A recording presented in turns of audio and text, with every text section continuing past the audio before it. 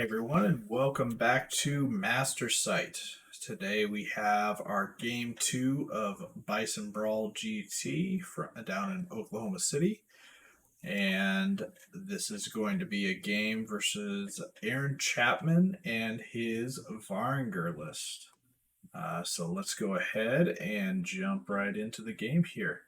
So Aaron's list consists of two regiments of Night Raiders, both of them taking the bow option, and both of them taking the wolf handlers option, which gives them scout and aura vicious for Thunderwolves, which they benefit from themselves by providing the aura. He then has three regiments of mounted sons, all with stealthy. One with strength, one with the helmet of the ram, and one with J boots. He has a regiment of Thunderwolves, which this is the new Varangur 2023 option. So these Thunderwolves have Pathfinder on them, which makes them excellent. He then has a Magus mounted with Boots of Levitation, Knowledgeable, and Alchemist Curse 4. So this guy's going to be running around 16 inches slinging big Alchemist Curses. He has a Lord that is mounted with a Snow Fox and Warbow Akaba. He then has Magnhild the Fallen. And he has the formation with the Step Raiders regiments, and then the character here, Slick Sneer is his name, but Snow Fox, Brand of the Warrior, Blade of Slashing. So he has the Brutal 2 with the Brand of the Warrior, and then he gives +1 Brutal to all Barbarians. Which in this army is just, it's the Step Raiders. I don't even think Magnhild. Magnhild is Barbarian. The Lords, and then the Mounted Sons. So Thunderwolves, Magus, and the Night Raiders. Oh, Night Raiders are barbarians, so it works for everybody, pretty much. So, except for Thunderwolves. So, in this one, as we should know by now, there's a special character, the Bison. He is a beefy boy in this one, more tanky than anything, but the big thing this time around, he is defense 6. And then he's fearless 16. So he's going to be a tough nut to crack.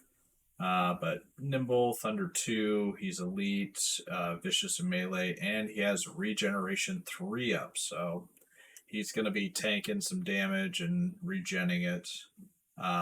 His spell this time, he gets his drain life 6, but he can only heal himself off of it. Our objectives are for the Bison to drain life your opponent's Bison. No matter how much damage you do, as long as you do that, you get a point. This is going to be obviously tough, being as that enemy Bison's defense 6. But you can both potentially get that point. And then the other objective is if your Bison regenerates more wounds than your opponent's Bison. Right, so we want our Bison to get in there and get his hands dirty. That's for sure. So here is a picture of Aaron Chapman. He refused to look or even smile at the camera, but I think it's still a pretty good picture. So this is after deployment and everything, but terrain-wise on this one, we got our 2 hills, top left, center left, a flat piece of terrain in back left and then back right. Our impassables are this big mountain here and this rock formation here. Obstacle, obstacle, and then the forests are center, middle, and bottom right. And this scenario that we're playing is Salt the Earth this time around. So we'll see the little red objective token. So we got one in the bottom left, center, center right, bottom center, and then there is going to be one up here behind this rock formation here. So, yeah, so these are ones that you can burn at the end of your turn, except for that very center one, it cannot be burned. So, Yeah, we definitely went first turn on this one because yeah, we want to burn some tokens that we don't want. So as you can see, I have obviously stacked the left hand side pretty heavily here. So um, yeah, it's something where Aaron's list is very elite. So only 12 drops, and he has 4 individuals. So there was only 8 scoring units, 9 with the Bison. And I felt like I just wanted to, with my token placements and everything, I was trying to put some in the deployment zones, trying to spread the field as much as possible. Being able to burn those tokens is definitely going to help Aaron. He's just going to try and burn some and then consolidate. Um, yeah, so it was definitely one that I feel pretty confident going into this game matchup wise. Nothing in his army wants to see 2 regiments of spear phalanx, so that's always nice. But then again, the only thing that the giants get their slashing again is his bison. So, um, but the giants are pretty defensive as well. So yeah, and then he has a lot of decent shooting targets. Like the Night Raiders are stealthy, but they're low defense, and then the Step Raiders are actually my preferred target of choice. So um, yeah, at this point, I was just wanting to play defensive, so I want to get to the center token eventually. I want to keep the center middle one here, and then the left hand side, we'll try to keep that. I know he's going to have the back one, and then he's going to have to fight me off for these 2 center ones on the left and right because I'm definitely going to burn this one. There's really no way that he can stop me from doing that. So let's go ahead and take a look at Aaron's first turn. We'll go over his units at that point. So he moves up aggressively as we would expect. And so he put all 3 of his heavy cav over here. So these are all the sons. I believe it is the Pathfinder one, J Boots one on the hill over here, and then the Crush and Thunder, or vice versa. I don't know which one, and I don't think it really matters at this point. He has his +1 brutal guy sitting right here, and then his mage right behind that. He then has the bison right here. One of the shooting the step raiders here. He then has the other step raider pushing up the center. Both of his bowman night raider units over here, all looking at my horde of archers. He then has his other lord with the warbow Akaba, and then the tundra wolves. So this is how it looks at the beginning of my turn, and then end of my turn. Oh, and I should say, he moved up and he burnt the token center left here. And that's the only token he burned. He kept this one alive for now, which I think is a good idea after my kind of deployment here. He also moved up within range to protect it. So just the Night Raiders are in range to control it right now. So this is my movement on my top of 1. On the left here, we're just effectively trying to set up traps. So he outspeeds me with all these heavy hitters, but yeah, I can't just sit back. I need to get onto the tokens and then force his hand in certain ways. So this positioning over here, we'll see, but my main idea is I'm allowing for a lot of charges. Obviously, I'm allowing for charges on the spear phalanx. The giant slightly behind, the bison slightly behind, so he can't get charges on either of those 2 here. So he has charges on the spears. He has double charge, in fact, if he wants it on the horde. And then he has a single charge onto the knights here. But my thought being, if even that single charge on the knights, I'm set up for a counter with the flank from the general, and the knights have headstrong, if they, which they're most likely to get wavered. There is a better than a good chance that they actually do die to these guys coming off the hill. They have J boots, so but I have the rally over there to make it a little bit less impactful or a little bit less.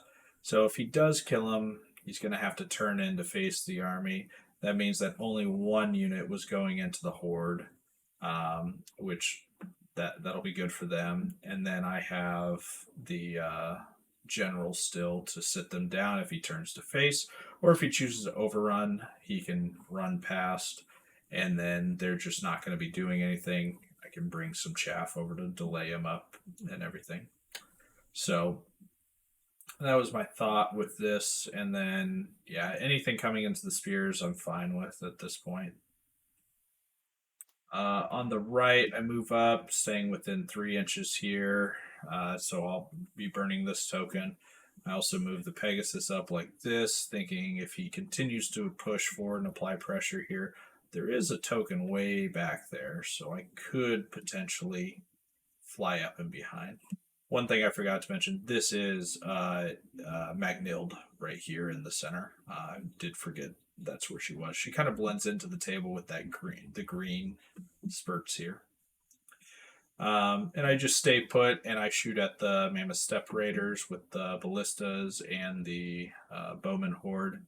And I think I do 0 this turn. I think I just don't do anything, which isn't uncommon for the Bowmen. They're hitting on 6s with the cover here, but it was a little sad to not get anything because he has no wound recovery and he has, again, a very elite army. And he has pretty low nerve in general across the board. Like these guys are only 13, 15. So, if I get a few wounds, I could potentially get a waiver out there early on. Getting no wounds first turn of shooting really, really sucks, especially since his shooting was actually pretty effective against me and the Bowman Horde to start. He even puts a couple wounds onto the giant here as well. Yeah, so we go into Aaron's turn 2, and he thought for quite a while on this one, which I don't blame him. This was definitely an important turn. And I know he was considering just backing up or if he commits and everything. The main thing that I was aware of in that was trying to, bait him in a little bit because I thought it was going to be beneficial for me, was if he double charges this horde and kills it, then he actually controls the token that's like underneath him here, and he can burn this token at the end of the turn after he kills the horde. So double charging that horde is all but a dead horde. Then they would need a miracle to really be alive. But my thought with that was I do have the spear phalanx looking down the flank, and if he turns to face this way, the general is actually facing forward, so he's going to be stuck in a bad place. And then this giant also is positioned to have line of sight essentially down the front line of the unit here. So I have quite a bit, a bit of punching power back at him. Even though I do sacrifice a token. So, and then obviously these knights are over here facing. Yeah, so that was my thought process going into it anyway. And then he actually, we can't see very well, but Magnild pops her flying to get repositioned from the center of the board over here into the flank of the spears, which getting rid of her flying for that purpose I think is actually worth it in my from my point of view. He's double charging the front, hitting the side. These guys are probably dead at that point, even with the hitting on 5s from everybody in the front. So But again, they're in a position where I can answer it. I have this giant here. This general's actually facing to the right, so he can't contribute. But I have the giant, I have the bison, I have people overlooking some answers here. Um, so yeah, a little bit better look. The double charge here. Let's charge there with the single front flank, sorry. And he just kind of maintains his positioning over here, and he charged the Melissa mob as we expected. But what we didn't expect is his shooting to just go off and be absolutely ridiculous. Like I said, I think he did 2 wounds last turn to the giant, and between a Drain Life 6, Alchemist Curse 9 total, and then 14 shots from these Step Raiders. He does enough wounds and picks up the giant that was right there, which was quite surprising for sure. Um, yeah, definitely not something I was expecting to happen. And it puts a little wrench in my plans for sure. And then he kills the regiment as we kind of expected here. Um, and then he kills the horde. But the thing that we didn't really calculate or expect was the ability to overrun and, in fact, get out of all of the flank options from those overruns. So he needed a 4 or better with both units to make it out of the flanks of the giant and the spears. He rolls the first one, gets it. The other one he rolls for, he rolls a 1, and he actually does end up using his tournament reroll in order to get there. So we get a tournament reroll out of it, I guess, but he does burn this token as well. And we don't have a immediate answer to at least kill these guys. We're looking at just, charging them in the front and grinding them out at this point. So, not our ideal positioning that we were hoping for here. Um, and after that turn was all said and done, he did kill the regiment of militia over there. Definitely wasn't expecting them to live. They did their job. They burnt a token. But he turns around so that he can run back through the forest and get back to that token back here. Definitely a good play. If he doesn't do that, my Pegasus will probably try to fly over and behind and then go land on the token the turn after. And if he, is trying to come back and get it, I'll just burn it on that turn. But yep, this is definitely the right play by Aaron here. And then next turn he'll be controlling it, so there's no way anything can get back there and burn it. So going into my turn 3, Aaron and I kind of even talked at that point and basically said, yeah, that was the absolute best outcome that was even possible for his turn 2. Killing a giant with shooting, killing everything he was in combat with, overrunning and repositioning to be in the absolute best position as well. We're on the back foot here.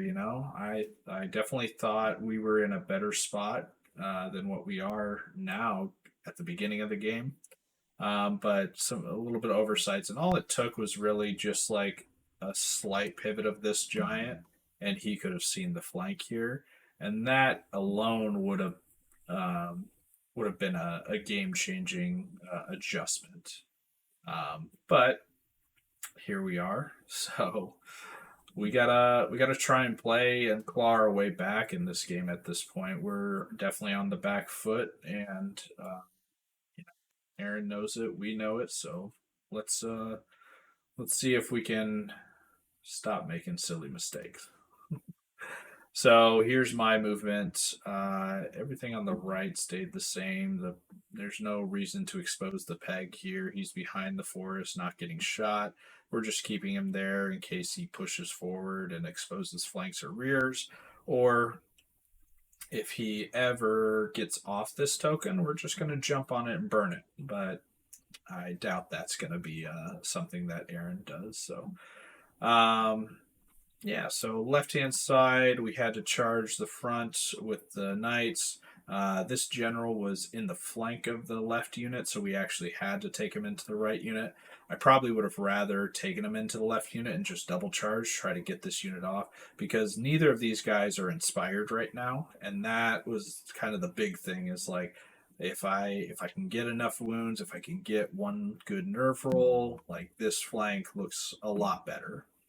I fly the peg hero up and then turn him to face the rear of both of these guys here. These spears are actually facing this way. We're charged into the individual. That's the +1 brutal guy, or brutal 2 technically here, and the giant is up against him as well. If we do break this guy, the spears can overrun and actually get into the flank of the or the knight regiment here, which is where we put our bison. So our bison is in a very good spot at this point. At the very least, this is one of the matchups we definitely wanted. Again, I think this is the Helm of the Drunken Ram unit here. So knock out their Thunderous. They're only going to be crush 1 on the return. I'm defense 6-16. Yeah, we're looking pretty good here from what I'm seeing with that. So as long as we clean up these two, and even if we don't clean them up this turn, hopefully next turn, and then we'll just start marching towards the center of the board, and should have enough time to recover here. So there's still chances, still in a decent spot altogether. And just holding over here, our shooting needs to do something this turn, because we definitely need to start picking stuff up. I did reposition the general, so he was up against the back of the unit here. I realized we will likely need help in the center, so I ended up backing him up and then pivoting him to face towards the center, as well as get an angle still on if somebody were to charge these guys. But yeah, I could have positioned him better overall here, and we'll see why in a little bit. So combat comes and we don't break anything. In fact, I think the only waiver we got was against the individual, which is a little sad. Unfortunately, we just, yeah, shat the bed a bit. The knights come in, and if you guys watched the Lady Lake video, they performed just as well as the Beast Cav did all weekend. At least they're 50 points cheaper than Beast Cav, but they did like 4 or 5 wounds. It's all on the charge, which was really, really lackluster. I think the combination of the general and the captain did more than them. I think we got this one up to like 7 wounds. So the Bison did what he did, a couple wounds, enough to strip Thunderous. He's really just there to tank. And then I think we were just 1 shy of breaking this guy. And it just wasn't worth the tournament reroll. I don't think it was really great odds either. So I just let it be at this point. And our shooting did 1 wound, I think, this turn. It was bad. I think in the first 3 turns, the ballistas hit 1 time. So yeah, 4 shots a turn, needing 5s and 6s to hit, and we hit once. And I think it only blasted into 1 wound total. So, yeah, this is like the type of unit we want to be seeing our opponents taking when we have these types of shooting units, and we just can't convert at all. It's just unfortunate. Things are not going our way. So Aaron's turn. This is his movement, and we'll get into it a little bit. So he countercharges the. Well, first off, he brings Magnild over by running around. He wants to inspire these knights. Then he countercharges the captain here, which, remember, I think this one has the Brew of Strength. So, captain being 13-15, he's not terribly safe, actually. So, definitely don't want to to have him die and overrun into the other guy. This could turn real bad real quick. And then he countercharges there as well. This guy was stuck because double side and he can't back out far enough. The Bison where he was originally could not double charge into my Bison because he could not. It was in the front and he could not slide over far enough with his unit to make room. So he moves the shooting over to start trying to target this hero on Pegasus. And he moves up to touch the obstacle, so that way there's no cover from these guys. Since the other ones already had cover coming in, they can still draw line of sight past them. And he throws his character into the woods, meaning that our hero here is not going to be safe anymore. We're going to have to do something. So, shooting. He does only a couple wounds. He spiked a good Alchemist Curse the turn before this, or 2 turns ago, to kill a giant. And now, at least he's not spiking every turn, right? But the shooting, 3 turns of all these guys shooting into the Archer Horde was enough to kill him. So they're gone now, unfortunately. And we're skipping ahead quite a bit. So yeah, this is getting pretty intense, so I obviously skipped some pictures, I believe. So combat-wise, also shooting, he does drain life into the Bison. I think he gets like 2 or 3 wounds, which, 1 was average, I think, but, a couple extra wounds onto the Bison, and then his Cav, spiked pretty decent, getting like 7 wounds themselves or so.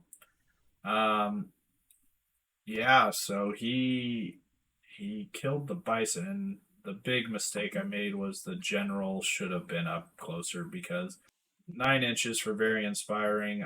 This Bison doesn't inspire himself, which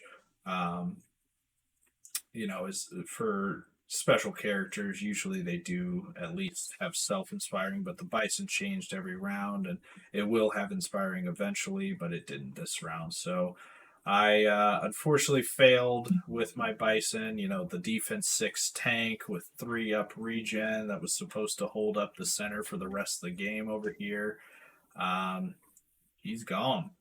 So we're again fighting from behind. So this is after my movement for the next turn. So go into a little bit here. I took the rear with the hero. Like I said, I put these guys up to like 7 or 8 wounds, so something pretty decent. I did get lucky that he didn't kill the captain on the charge.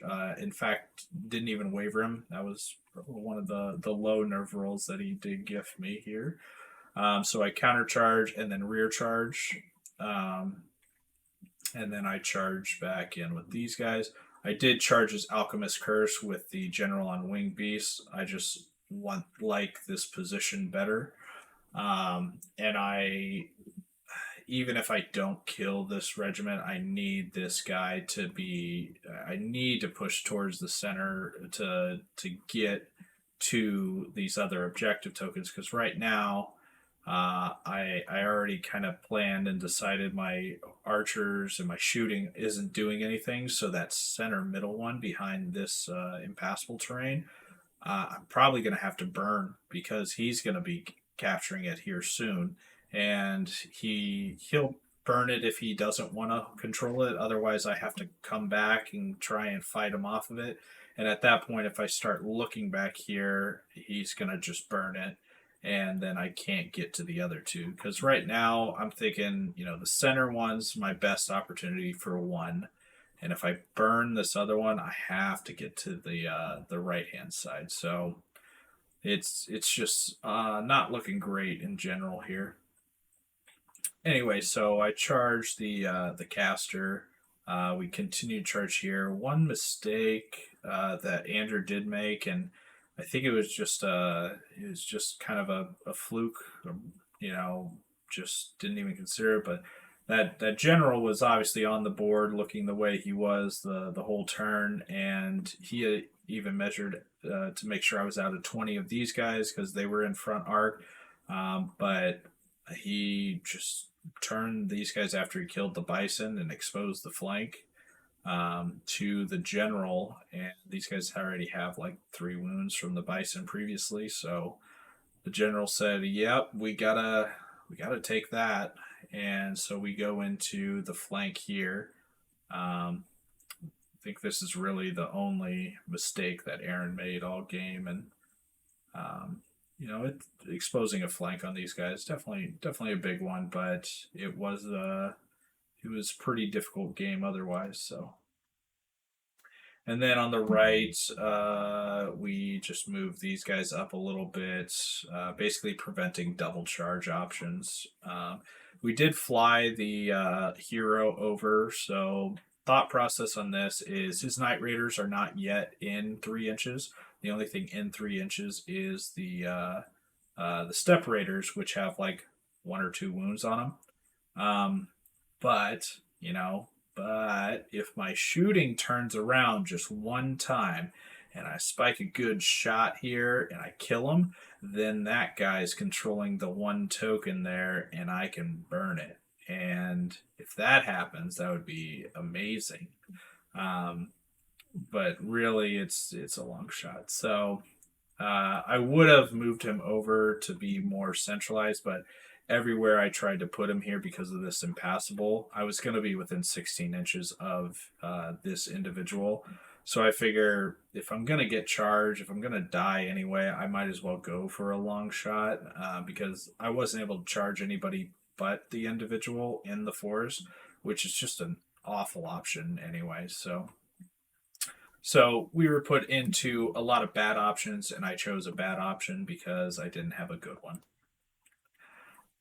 So left hand side, we get some stuff going our way now. So we did kill 1 regiment. We in fact waver the other one this turn.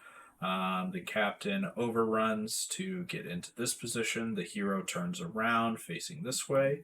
We don't do terribly well against the other individual. We only do like 3 wounds, I think, and didn't even waver. So he's going to be free to do what he wants. The giant is actually where this little widget is.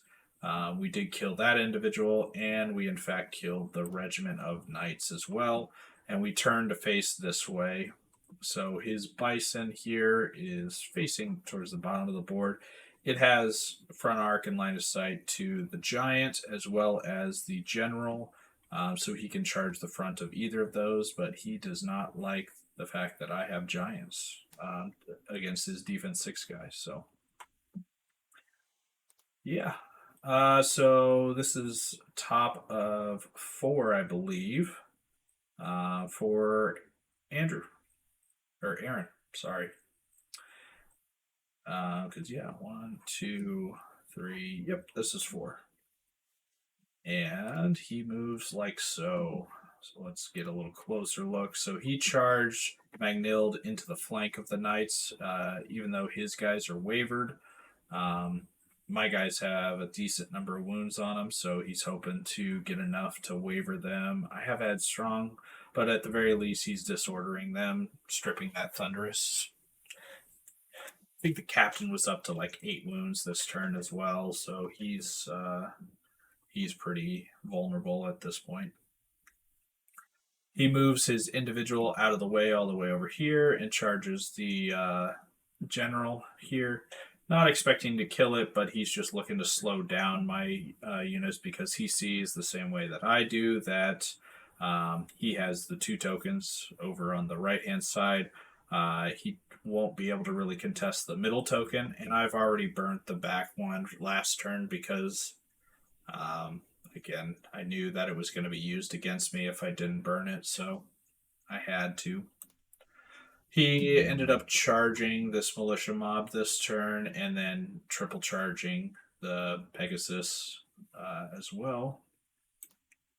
Kills Pegasus, reforms like so. Kills the militia mob. Even hindered. It's whatever. I'm not too worried about it. I knew those things were going to happen, so And then he charged the bison into the giant actually this turn. So again, just creating kind of a proxy wall, slowing up these guys. So the only thing I really have to go over after these 3 units now is a single general. So this is actually, in fact, after my movement here. So get a little closer. I flank charge, front charge, counter charge. I counter charge here. Oh, I double front. That's a hero and the general into this here. And then I believe he either wavered my knights and I got the headstrong or they were fine. So I double charge his knights here. At this point, the individuals mean nothing to me. In fact, charging these knights with the captain probably meant nothing. It was just attrition points at this point. The captain wasn't going to be able to control a token over here, so we might as well help him clean up some stuff. And then, yeah, that's this side of the board. We actually have clear shots now at these guys. Can we kill them with ballistas? Nope, but we do get a waiver at least. So we wavered these guys in shooting. We killed the left knights and sidestepped, overran, and everything. We killed the step raiders and we put a decent amount of wounds onto the bison. I think we got pretty good. Like we got 8 or 9 wounds. Like it was good for the giant.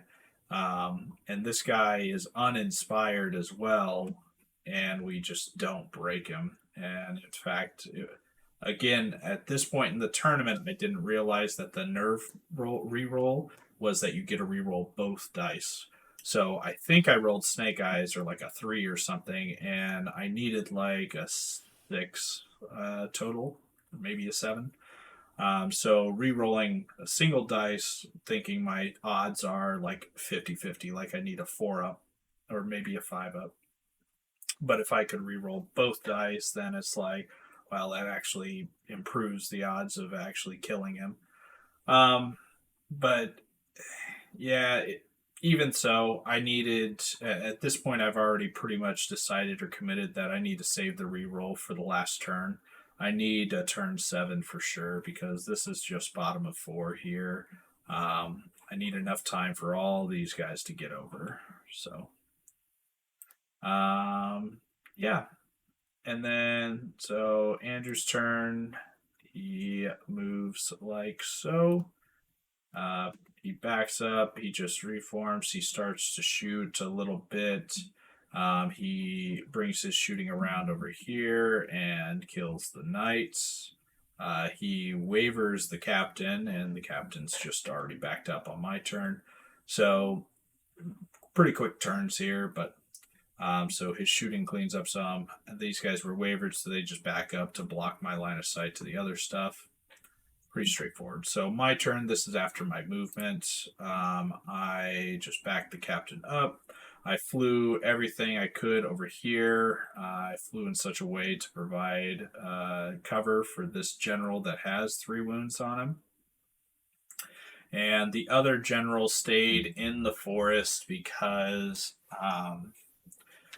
like I said, I'm saving the reroll for turn 7. So instead of throwing a general out there and hoping for a long shot to kill one of these regiments, and then he can triple charge me back and potentially kill that general and then reform to be ready for the rest of them.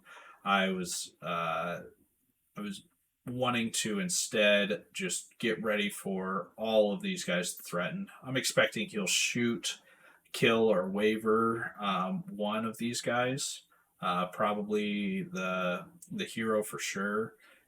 Maybe he goes after the already wounded general, but either way, my goal is to have some support when I go in. And so my shooting again, it wavers these guys again. They're uninspired. I still can't get a decent nerve. I did kill the bison this turn and overran, but since I didn't kill the bison on the first turn, he was able to regen wounds. So Aaron, in fact, got both of his 2 bison objectives where I was unable to get any of them, being as my bison died in one shot. Um, so Aaron's sitting very good at this point. So this is um, top of turn 6 for Aaron before he moves, and then after he moves, he's gonna finish off the captain. He moves up. He is just in range to cast Alchemist Curse onto this guy. He hasn't done it yet, but he will charge the hero. Better look. Yep. So charges the hero. This is sorry again. I skipped some pictures, but he charges the hero with his lord here. Yeah, and what ends up happening is again probably the best outcome for Aaron in that particular sequence of events. So he'll kill the captain this turn, expected. He gets a waiver on the general, which it's not unlikely, but cover shots from these guys with their bows. One of them, in fact, had to move, so it was even on 6s to hit because he wanted to make sure it was a hindered charge when I was charging in. So, yeah, unfortunate. We really wish I had both of them. And then the worst thing that could happen to me, which is he only waivers the peg hero, which prevents him from getting out of the way so that the giant and the regiment of spears could actually get into the combat against him. So it's a situation where wavering was in fact worse than just flat out dying, which happens unfortunately. So my shooting finally did something, killed a single regiment of steppe raiders worth 145 points. It only took 6 turns of focusing them for the entire game, guys. I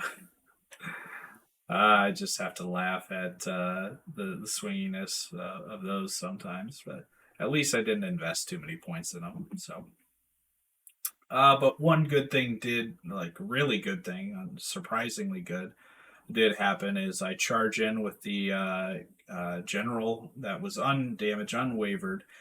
It was a hinder charge onto the obstacle. We did 5 wounds and rolled a 10 one time, and we killed a regiment of night raiders.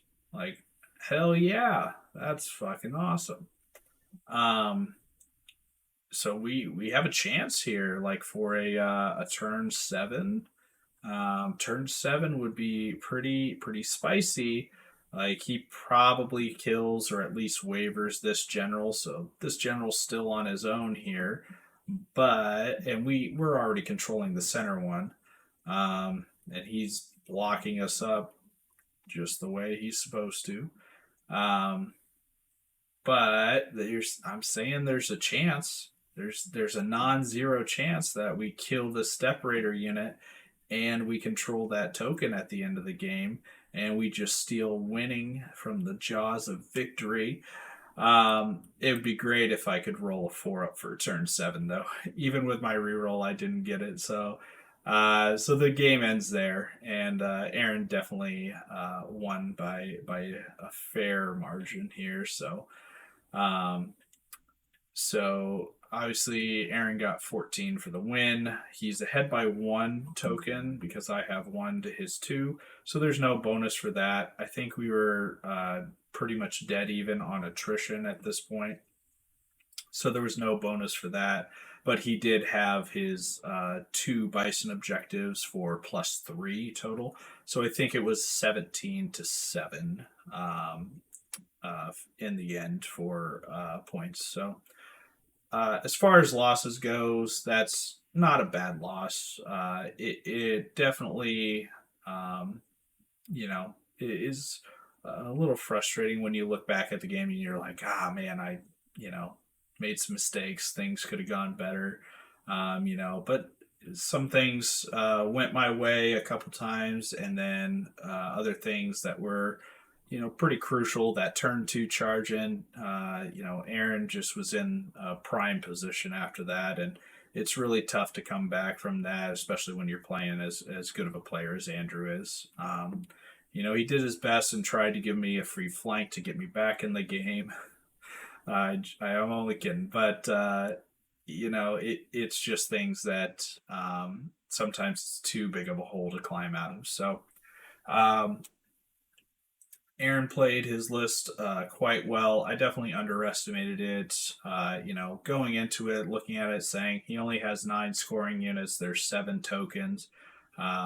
He definitely had a plan though of burning the valuable tokens, using his units like he did with all the heavy cav to clear out important pieces and in fact hold up the majority of my army from getting over to where it needed to be.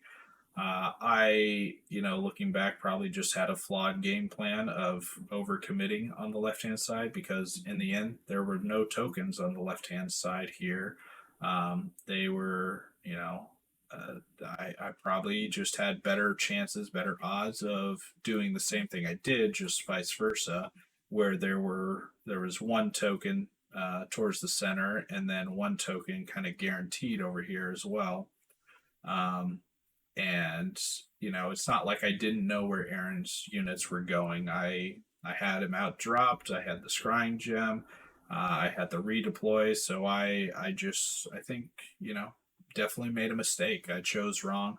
I should have put my units up across from his shooting units and forced his heavy hitters to either be the ones sitting on tokens on this side or trying to come through the gap over here where there's obstacles and stuff to try and contribute where I wanted to play. But you live and you learn. You make mistakes and you take them to the next game. So nothing taken away from Aaron's win. He played it the right way. He played it well, and his game plan in the end won out for sure. So really fun game. Aaron's always a good game. We do go back a little ways where I think we've played at least twice before, and he's been playing Varangur both times. But I was playing my Empire of Dust, and I had the winning victory in our previous history of matchups. So Aaron's been out for me, so he got the win that he deserved against me. So props to Aaron. He does go on to win the best general in the event, so well deserved, I believe. He played his army quite well. So, but that is all for game 2. Stick around for game 3. We will have it out shortly. I appreciate everybody for watching, and we'll see you next time.